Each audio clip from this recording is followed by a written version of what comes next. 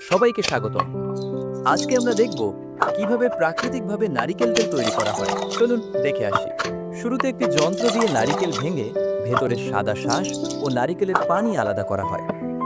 ভেতরের তাজা সাদা শাঁস আলাদা করে নেওয়া হয়। নারকেলের শাঁস থেকে শক্ত খোসা পরিষ্কার করা হয়। কাটা নারকেলের শাঁস কাঠের খুন্তি দিয়ে পিষে নরম ও সূক্ষ্ম অবস্থায় রূপান্তর করা হয়। এরপর আলাদা একটা পাত্রে নেওয়া হয়। শাঁসুরে পিষে রাখা পাত্রের ভেতরে নারকেলের পানি দেওয়া হয়। একটি পাথরের ঝুড়িতে আবার উপাদানগুলো ধীরে ধীরে পিষে খাঁটি প্রাকৃতিক রস বের করা হয়। এরপর কাপড়ে নিয়ে সাদা মিশ্রণটি হাতে চেপে ছেঁকে তরল অংশ আলাদা করা হয়। তরল অংশ একটি মাটির পাত্রে ঢেকে 2 দিন স্থিরভাবে রেখে দেওয়া হয়, যাতে বরফের মতো স্তর হয়ে যায়। এরপর এটাকে নিয়ে একটা পাত্রের ভেতরে নিয়ে হালকা আঁচে ধীরে ধীরে গরম করা হয়। সময় আর ধৈর্যের ভেতর দিয়ে তেলটা নিজেকে শুদ্ধ করে। এভাবেই তৈরি হয় খাঁটি নারকেল তেল, যেমনটা